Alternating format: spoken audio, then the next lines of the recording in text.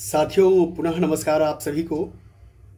हिंदी साहित्य के इतिहास के दूसरी कक्षा में आपका पुनः स्वागत है। साथ में नीट जेआरएफ के प्लेटफॉर्म पे तो आपका स्वागत रहता ही है। चलिए, आप जानते हैं कि मैंने पिछली कक्षा आप सभी के समक्ष रखा था भूमिका और काल विभाजन से संबंधित।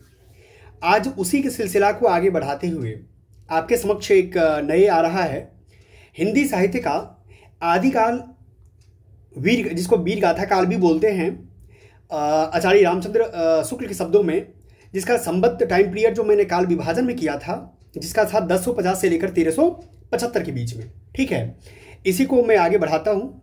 आप जानते हैं कि मेरा यह जोश नीट जेआरएफ का जो है यूट्यूब चैनल है, जहाँ पर आपको पेपर 1 और पेपर 2 की संपूर्ण तैयारी फ्री, बिना कॉस्ट का जो है, सिर्फ आप लोग को देखना है और देख करके प्यार देना है। ठीक है, जो नीट जेआरएफ का है, आप जानते हैं कि आप जो नीट जेआरएफ के चैनल पे जाएंगे तो आपको प्लेलिस्ट में जाने के बाद संपूर्ण चीज़ें एकत्रित ढंग से आपको मिल जाएगा। इसमें पूरी टीम के द्वारा जो है व्यवस्थित तरीके से पेपर 1 और पेपर 2 की, पेपर 2 में हिंदी साहित्य और पेपर 1 में जो है सो आपको क्या कहते हैं, संपूर्ण जो जिसको आप सबसे महत्वपूर्ण बुक मानते हैं केबीएस मदान के भी निचोड़ को हम लोगों ने प्रस्तुत करने की कोशिश किया है। इसीलिए आप देखते हैं चैनल पे बहुत व्यवस्थित तरीके से प्लेलिस्ट बना दिया गया है, अलग अलग यूनिट वाइज प्लेलिस्ट बना हुआ है, इससे कहीं से कोई दिक्कत नहीं है। चलिए, पुनः आदिकाल और वीर गाथा काल जिसको कहते हैं, याद कर लेना साथी, 1050 से लेकर 1375 के बीच का।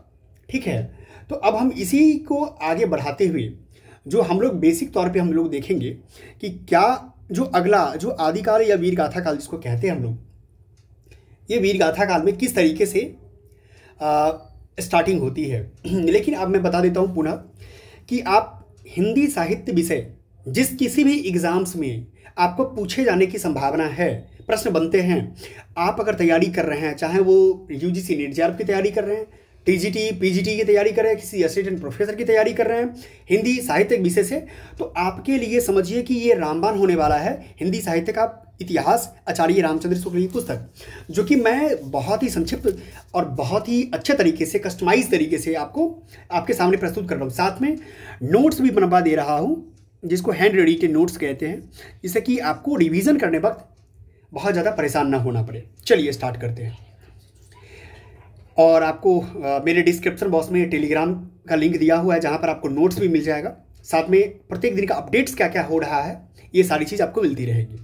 आदिकाल प्रकरण 1 और सामान्य परिचय देखते हैं, क्या आखिर ये चीज़ है आदिकाल के सामान्य परिचय में।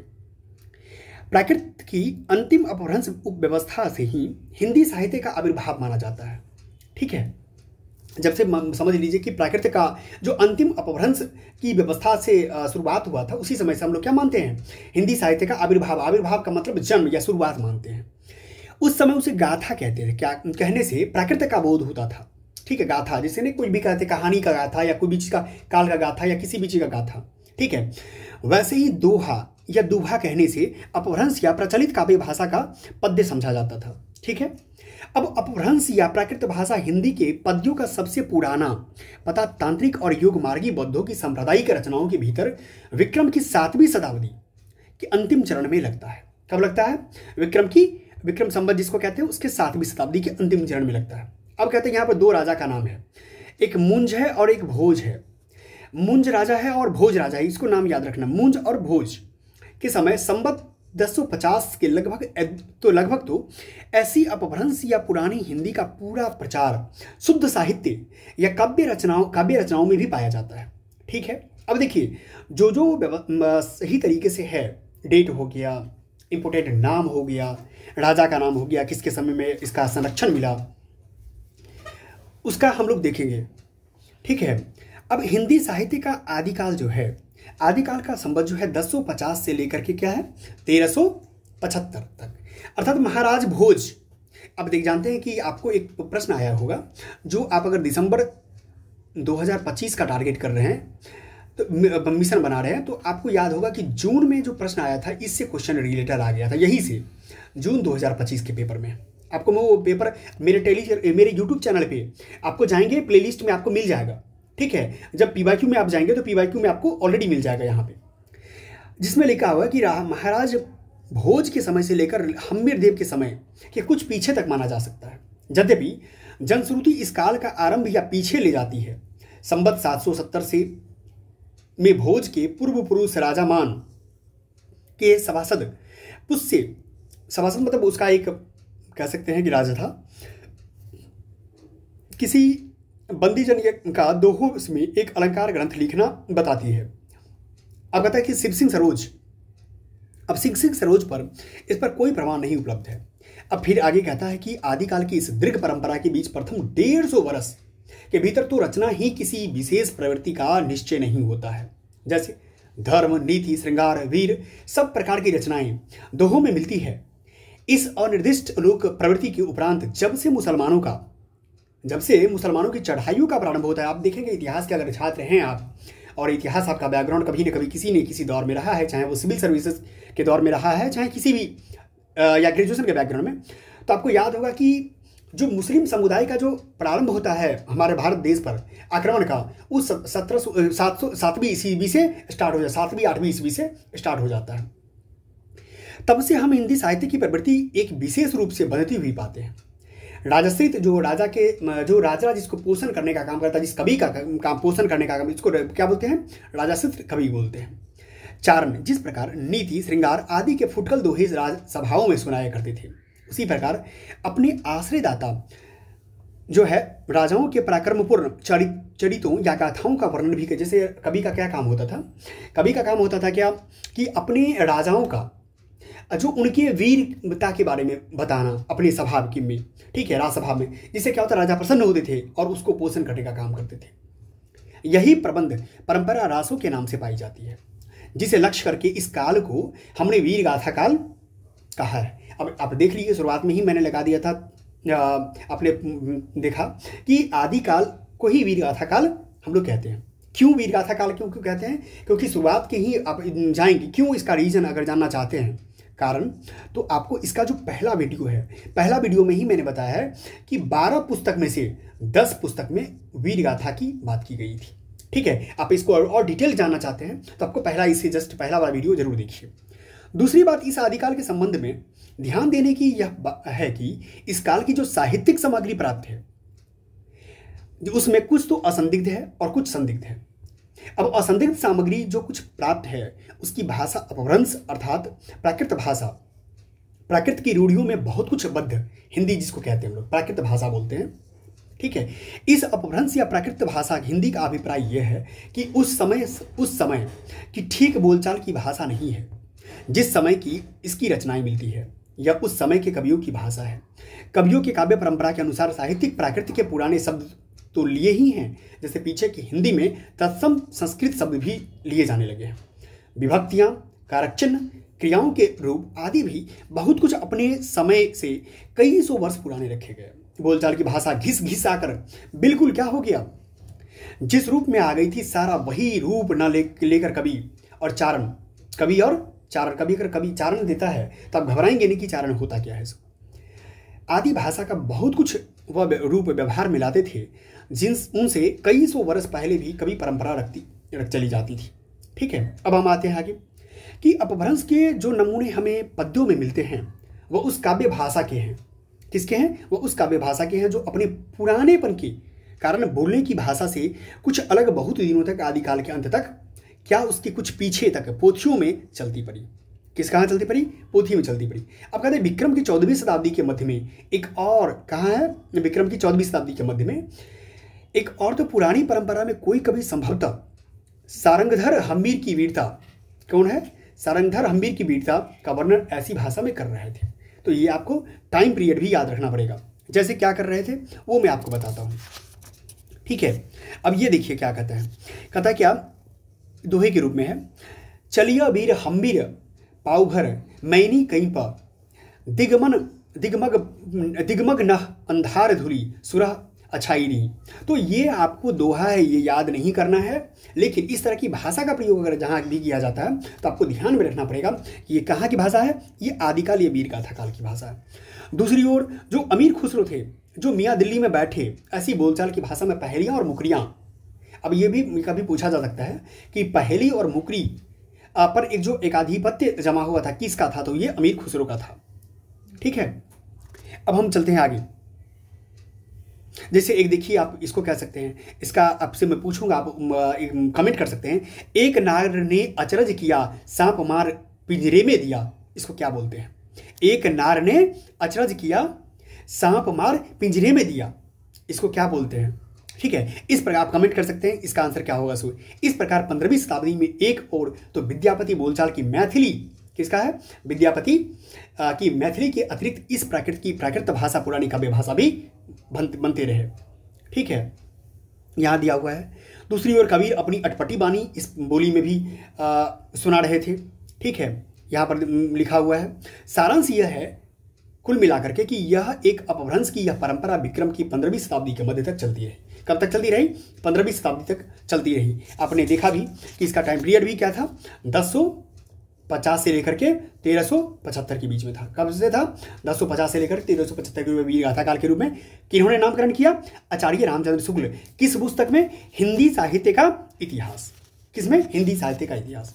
अब बात आता है कि कभी विद्यापति ने दो प्रकार की भाषा का व्यवहार किया, है पुरानी अपभ्रंश का और दूसरा बोलचाल की देसी भाषा का, जिसको अपभ्रंश भी बोलते हैं। क्या बोलते हैं? अपभ्रंश भाषा बोलते हैं और देसी भाषा का। इन दोनों भाषाओं का भेद जो है विद्यापति ने स्पष्ट रूप से सूचित किया। जैसे देखिए क्या है सो, ये आपको मैं बता दूं कि ये दिसंबर जो एग्जाम हुआ था, दिसंबर 2024, ये दिसंबर 2024 में पूछा हुआ था क्वेश्चन यूजीसी एनटीए के पेपर में, कि देसिल बन्ना सबजन मिठा ते तैसन जपहू अभट्टा। अभट्टा किसका भाषा है? अभट्टा किसका भाषा है? तो ये विद्यापति का है। किसका है? विद्यापति का है। तो देखिए इस तरीके से आपके लिए यह जो आचार्य रामचंद्र शुक्ल की पुस्तक है ये बहुत ही रामबाण होने वाला है। आप इसको कंटिन्यू देखिए, पूरे सीरीज में करवाऊंगा, पूरे सीरीज शुरू से लेकर अंत तक इसको एक एक टॉपिक वाइज में करवा दूंगा, जिससे कि आपको कभी कोई दिक्कत ना हो। अर्थात देसी भाषा जो है, बोलचाल की भाषा सबसे मीठी लगती है। इससे वैसा ही अपभ्रंश या देसी भाषा का मिला हुआ मैं कहता हूं। विद्यापति ने अपभ्रंश से भिन्न प्रचलित बोलचाल की भाषा को देसी भाषा कहा है। क्या कहा है? देसी, यानी कि बोलचाल की जो भाषा थी विद्यापति की मैथिली, आप यूं कहें कि मैथिली भाषा में जहाँ पर अच्छी करके बोला जाता है, उसका बंगाली और उड़िया भाषा से भी मेलजोल खाता है, उसका हम लोग क्या बोलते हैं? बोलचाल भाषा को इन्होंने देसी भाषा के रूप में कहा। अतः हम भी इसी अर्थ में इस शब्द का प्रयोग कहीं कहीं आवश्यकता अनुसार करेंगे। इस आदिकाल के प्रकरण में पहले हम अपभ्रंश की रचनाओं का संक्षिप्त उल्लेख करके तब देसी भाषा की रचनाओं का वर्णन करेंगे। क्या करेंगे? वर्णन करेंगे। अब बात आता है क्या कि इसी में जो आदिकाल का विक्रम इसका संबंध है, इसी में हम लोग क्या देख रहे हैं? ये प्रकरण 1 देखा मैंने शुरुआत में, अब ये प्रकरण 2 है। क्या है? प्रकरण 2 किसका? अपभ्रंश काव्य का। किसका है? अपभ्रंश काव्य का। अब देखिए आदिकाल प्रकरण 2, ठीक है, आदिकाल प्रकरण 2। तो आदिकाल प्रकरण 2 में भी कहते हैं कि जब से प्राकृत बोलचाल की भाषा न रह गई तभी से अपभ्रंश साहित्य का आविर्भाव समझना चाहिए। मतलब जब से जो है खास तौर पे प्राकृत बोलचाल की भाषा न रह गई तभी से जो है क्या समझना चाहिए कि अपभ्रंश साहित्य का आविर्भाव समझना चाहिए। ठीक है, यानी वो खत्म हुआ, इसका शुरुआत माना जाएगा। पहले जैसे गाथा या गाहा कहने से प्राकृत का बोध होता था। क्या होता था? गाहा या गाथा कहने से प्राकृत का बोध होता था, वैसे ही पीछे दोहा या दुहा कहने से अपभ्रंश या लोक प्रचलित काव्य भाषा का बोध होता। अब देखिए आपके लिए बहुत इंपॉर्टेंट पॉइंट हो गया। अगर कोई गाथा या गाहा कह रहा है तो इसका प्राकृत का बोध होगा, ठीक है। अगर कोई दोहा या दुहा कह रहा है तो अपभ्रंश का बोध होगा उससे। इस पुरानी प्रचलित काव्य भाषा में नीति, श्रृंगार, वीर आदि की कविताएं तो चली ही आती थी। जैन धर्माचार्य अपने मतों की रक्षा और प्रचार के लिए भी इसमें उपदेश आदि की रचना करते थे। ठीक है, अब ये कहता है कि प्राकृतिक में से बिगड़कर जो रूप बोलचाल की भाषा ने ग्रहण किया वह भी आगे चलकर कुछ पुराना पड़ गया। क्या पड़ गया? पुराना पड़ गया। काव्य की रचना के लिए रूढ़ हो गया। अपभ्रंश नाम उसी समय से चला जब तक भाषा बोलचाल में थी, तब वह भाषा या देश भाषा ही कहलाती रही। जब वह भी साहित्य की भाषा हो गई, जब वह साहित्य की भाषा हो गई तो क्या हो गई? उसके लिए अपभ्रंश शब्द का व्यवहार होने लगा। यानी कहने का मतलब ये हुआ कुल मिलाकर के कि अगर वो साहित्य की भाषा बन गई तो अपभ्रंश भाषा कहलाई, लेकिन जब वो बोलचाल की भाषा रहा तो देश भाषा। अब आपसे बोल सकते हैं कि देश भाषा बराबर क्या, बोलचाल की भाषा बराबर क्या हो गया? बोलचाल। ठीक है, तो बोलचाल बराबर हो गया देसी भाषा, देश भाषा। और ये क्या हो गया, जो साहित्य की भाषा बराबर क्या हो गया, साहित्य की भाषा बराबर ये हो गया अपभ्रंश भाषा। ठीक है, अपभ्रंश भाषा। आप नोट्स भी बनाते चले, कभी भी पूछा जा सकता है, पर बहुत अच्छा आपके लिए पॉइंट्स हो गया। ठीक है, अब आगे चलते हैं। आगे है कि भरत मुनि जो है विक्रम संवत की 3री शताब्दी के ने अपभ्रंश नाम न देकर लोक भाषा को देश भाषा कहा। क्या कहा, देश भाषा। अब उसे पूछा जाता है कि देश भाषा शब्द का प्रयोग सबसे पहले कौन किया है, तो भरत मुनि ने किया है। कौन किया है, भरत मुनि ने किया है। वररुचि ने प्राकृत प्रकाश, वररुचि ने प्राकृत प्रकाश में भी अपभ्रंश का उल्लेख नहीं है। अपभ्रंश नाम सबसे पहले वल्लभी के राजा धारसेन द्वितीय के शिलालेख में मिलता है। कहाँ मिलता है, बहुत इंपॉर्टेंट पॉइंट एग्जाम के दृष्टिकोण से, पीटी एग्जाम, यानी पीटी कहिए या आप कह सकते हैं यूजीसी नेट के एग्जाम के दृष्टिकोण से, यूजीसी, जिसमें उसने अपने पिता गुहुसेन संवत 650 से पहले संस्कृत, प्राकृत और अपभ्रंश तीनों का कवि कहा है। क्या कहा है, तीनों का, किसका किसका भाषा, संस्कृत है, प्राकृत है और अपभ्रंश तीनों का कवि कहा है। अब भामा के बारे में जिक्र आता है। भामा विक्रम 7वीं सदी में भी तीनों भाषाओं का उल्लेख किया है। अब ये भी पूछा जाने वाला क्वेश्चन है कि भामा की रचना कितनी रचना मिलती है, तो 3 भाषाओं में। कौन कौन, संस्कृत, प्राकृत और अपभ्रंश। बाण भट्ट ने हर्षचरित में संस्कृत कवियों के साथ भाषा कवियों की भी उल्लेख किया है। इस प्रकार अपभ्रंश या प्राकृत भाषा हिंदी में रचना होने का पता हमें विक्रम की 7वीं शताब्दी से मिलना प्रारंभ हो जाती है। उस काल की रचना के नमूने बौद्धों की ब्रजयान शाखा के सिद्धों की कृतियों पर के बीच मिलते हैं। कहाँ, बौद्ध की जो ब्रजयान शाखा है, आप जानते हैं हीनयान, महायान, ब्रजयान होता है बौद्ध में खास करके शाखा, तो यही ब्रजयान शाखा की बात हो रही है। अब कहता है कि संवत के 990 में देवसेन नामक एक जैन ग्रंथकार हुए। क्या, कौन नाम है, देवसेन। उन्होंने भी श्रवकाचार, अब देखिए एक बात और मैं बता रहा हूँ साथी, कि जो भी लेखक का नाम है या प्रकाशन वर्ष है या उस किताब का नाम, पुस्तक का नाम है, आप उसको नोट्स बनाते चलिए। जैसे देवसेन जैन ग्रंथकार है और उनका पुस्तक का नाम क्या है, श्रवकाचार नामक की पुस्तक दोहों में बनाई थी, जिसकी भाषा अपभ्रंश का अधिक प्रचलित रूप लिया गया है। ठीक है, क्या लिया गया है, अधिक प्रचलित रूप लिया गया। ये यहाँ पर दोहा इसका दिया हुआ है। देखिए ये दोहा से मुझे कोई खास नहीं पड़ता, क्योंकि मुझे तो यूजीसी नेट जेआरएफ क्वालिफाई करना है। अब कहता है आगे चलते हैं। इन्हीं देवसेन ने द्रव्य स्वभाव प्रकाश, जिसको दब साहब प्रयास बोलते हैं, नामक एक और ग्रंथ दोहों की में बनाया, जिसका पीछे से माइल धावल ने, क्या नाम है, माइल धावल ने गाथा या साहित्य की प्राकृत में रूपांतरण किया। इसके पीछे तो जैन कवियों की बहुत सी रचनाएं मिलती है। क्या मिलती है, जैन कवि की बहुत सी रचना मिलती है, जैसे श्रुति पंचमी कथा, योगसार, जस हरचिव, प्रणय कुमार चरियु, नय कुमार चरियु। ठीक है, तो आपको ये सब बहुत जरूरी की चीज़ है। ये किताब का नाम आपको ध्यान में रहना चाहिए। ठीक है, ध्यान देने की बात यह है कि चरित्र काव्य का या आख्यान काव्य के लिए अधिकतर चौपाई दोहे की पद्धति ग्रहण की गई। जैसे एग्जाम्पल में आप लीजिए तो पुष्पदंत की बात आ रही है। पुष्पदंत 1029 ईस्वी में आदि पुराण, क्या है, आदि पुराण, इसको ये याद रखिए, लीजिएगा यूजीसी के दृष्टिकोण से, आदि पुराण और उत्तर पुराण चौपाइयों में है। कहाँ पे है, अगर आप पूछा जा सकता है कि बताइए, कि आपसे प्रश्न बन सकता है कि जो पुष्पदंत की पुस्तक है आदि पुराण या उत्तर पुराण किस भाषा में है या किस रूप में है, तो चौपाई में है। कहाँ है, चौपाई के रूप में है।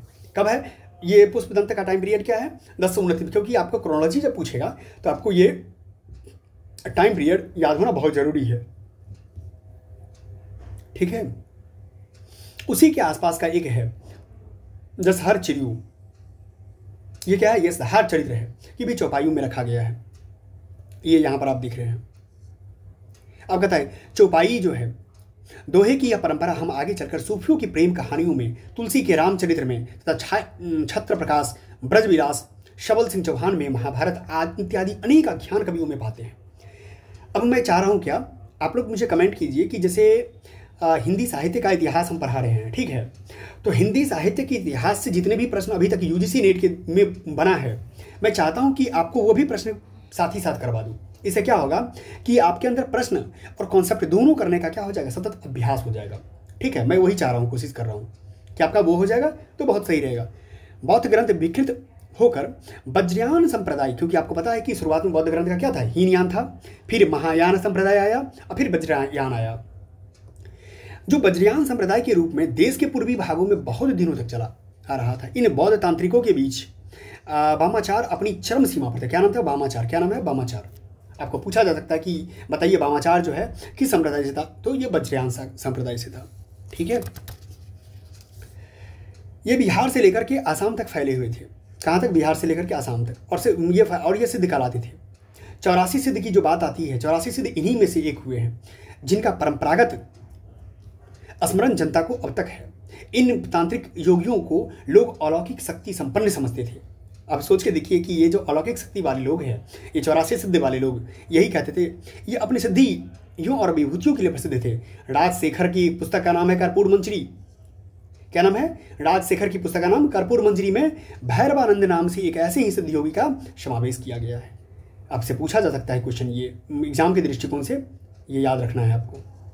राजशेखर ने कर्पूर मंजरी में भैरवानंद नाम का एक सिद्ध योगी का जिक्र किया है। इस प्रकार जनता इस पर इन सिद्ध योगियों का प्रभाव विक्रम की 10वीं शताब्दी में ही पाया है, जो मुसलमानों के आने पर पठानों के समय कुछ न कुछ बना रहा।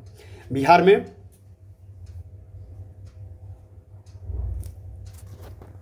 ठीक है, अब कहता कि बिहार में नालंदा और विक्रमशिला नाम के जो नालंदा विश्वविद्यालय और विक्रमशिला विश्वविद्यालय भागलपुर नामक प्रसिद्ध विद्यापीठ इनकी अड्डे थे। किसका? वज्रयान शाखा का। कभी भी पूछा जा सकता है आपसे प्रश्न कि बिहार में जो 2 विश्वविद्यालय थे, क्या क्या नाम है? एक का नाम नालंदा विश्वविद्यालय, एक का नाम विक्रमशिला विश्वविद्यालय। किस शाखा से जुड़ा हुआ है? ये वज्रयान शाखा से जुड़ा हुआ है। अब आपको जान के, और अगला लाइन बहुत ही क्लिष्ट है कि बख्तियार खिलजी ने इन दोनों संस्थानों को क्या किया? दोनों संस्थानों को जब उजारा तब ये तितर बितर हो गया। बहुत से भोट आदि अन्य देशों के चले गए। जो मतलब ज्ञानी लोग थे, जो पढ़ाने वाले शिक्षक लोग थे, वो सब चले गए यहाँ से। 84 सिद्धों के नाम से ये आपसे पूछा जाता है, ये आपको बहुत जरूरी है 84 सिद्ध का नाम। ठीक है, इस कुल सिद्ध का नाम यहाँ पर याद करना पड़ेगा आपको कि आपको मैं क्या बताऊँ, बहुत एग्जाम के दृष्टिकोण से बहुत महत्वपूर्ण है 84 सिद्ध। हैनलुहीपा, लीलापा, वीरूपा, डोम्भीपा, ये तो पूछा गया है। सबड़ीपा, सरहपा, कंकालीपा, मीनपा, गोरक्षपा, चौरंगीपा, विनापा, शांतिपा, ये जितना भी नाम है, जैसे नागार्जुन का भी नाम है, कन्हपा का नाम है, कन्हपा तो भी पूछा गया है, कर्णिपा, ये सब क्या है? 84 सिद्ध है। 84 को सिद्ध यहाँ का नाम दिया हुआ है। थंगपा, नरोपा, ये सब कुछ एग्जाम में पूछा गया है। ये सब है, आपको सभी को क्या करना पड़ेगा? याद करना पड़ेगा। ये याद कर, मैकोपा, कुठालीपा, कमरीपा, जालंधरपा, हाउलपा, आपको मैं कुछ क्वेश्चन भी करवा दूंगा, जिससे क्या हो जाएगा, आपका चीज़ें तैयार हो जाएगा। मणिभद्रपा, जिसको योगिनी बोलते हैं। ठीक है, अभी देखिए पहनापा, कोकालीपा, अनंगपा, ठीक है, और भलीपा, ये सब क्या है? आपका 84 सिद्ध है। ठीक है, 84 सिद्ध हो गया ये। तो आपको मैं क्या करता हूँ कि ये पा आदार्थक पाद कहलाते हैं। इस सूची में नाम पूर्व पर कालानुक्रम में नहीं है। इनमें से कई एक समसामयिक थे। ठीक है, क्या थे? कई ऐसे समसामयिक थे। अब क्या है, अब मैं चाह रहा हूं कि ये जो वज्रयान शाखा में जो योगी है, जिसको सिद्ध के नाम से प्रसिद्ध हुआ था, इसका क्लास में क्या करूंगा कि आपको तीसरे लेक्चर में L3 के माध्यम से आपको मिल जाएगा। ठीक है, L3 के। अब इसको ध्यान रखना है कि ये प्रकरण जो हम लोग कर रहे हैं, ये प्रकरण का दूसरा प्रकरण है। अपभ्रंश काव्य का क्या कर रहे हैं? अपभ्रंश काव्य का कर रहे हैं। ठीक है, अपभ्रंश काव्य का कर रहे हैं। आदिकाल या वीर गाथा काल का प्रकरण 2 और अपभ्रंश काव्य का प्रकरण 2। आपको इसी तरीके से मैं क्या करूंगा, आपको कंप्लीट जो ये हिंदी साहित्य का इतिहास है आचार्य रामचंद्र शुक्ल की, ये कंटिन्यू आपको प्लेलिस्ट में मिल जाएगा। साथ में अपने दोस्तों के बीच में शेयर कर सकते हैं। और मैं साथ ही सोच रहा हूँ कि आपको क्वेश्चन आंसर भी साथ में कराते चलूँ, क्योंकि कुछ क्वेश्चंस आपके होते रहेंगे एग्जाम में, जो रिसेंट एग्जाम में पूछा गया है, जैसे 23 हो गया, 24 हो गया, 25 हो गया, जिससे कि आपको उससे भी कॉन्फिडेंस आता है। ठीक है, चलिए, आप सभी को पुनः धन्यवाद। मेरे क्लास से इसी तरीके से आप देखते रहिए और सब्सक्राइब कीजिए, अपने साथी को भी बताइए। ठीक है, कि वहाँ पर व्यवस्थित तरीके से पेपर 1 और पेपर 2 की जो है, पेपर 2 में हिंदी साहित्य और पेपर 1 में कंप्लीट जो सभी के लिए कंपलसरी है, वो कंपलसरी सब्जेक्ट सभी को मिल जाएगा। और व्यवस्थित तरीके प्लेलिस्ट को एक बार चेकआउट कीजिए, वहाँ से देखिए कि क्या क्या चीज़ कंटेंट हमारे यहाँ दिया हुआ है। हमारे सर बहुत अच्छे अच्छे टीचर हैं, जो साथ में मैडम पढ़ा रही हैं, सर पढ़ा रहे हैं। आपको आए दिन नए टीचर्स और भी आते रहेंगे। आप पढ़ते रहिए और इंजॉय करते रहिए, अपनी सिलेक्शन को सुनिश्चित कीजिए। धन्यवाद।